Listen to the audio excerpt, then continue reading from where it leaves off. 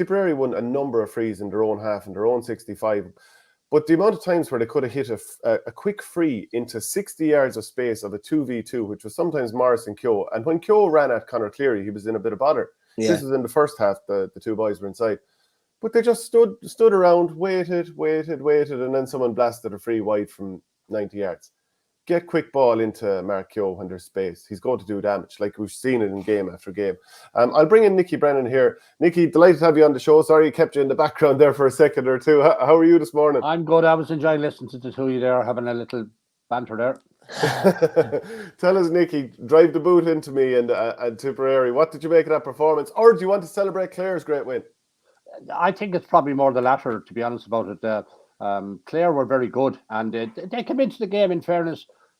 They had no game beforehand. Tip had the game with Waterford. Yeah, they were down a bit in the dumps about that, but Clare was the team that came out really out of the blocks fast. And I think that was probably the most important thing. To come out of the blocks fast, had 3 goals got before half time, and were asking big questions of Tipperary, which Tipperary could not answer. And while Ger Brown's goal gave a little hope to the Tipperary supporters, they really were playing second fiddle. Look, I think it's a case of Tipper coming off of having had a very good team and recreating a new strong team again is simply going to take time. It happens with the best of counties. You've seen it with my own. You've seen it with other counties as well, Cork over the years. It does take time. There's not an instant flow of talent there, despite what they've had with under 21 and minor and that. And Tipperary are on a rebuilding process at this stage. And I'm telling you that the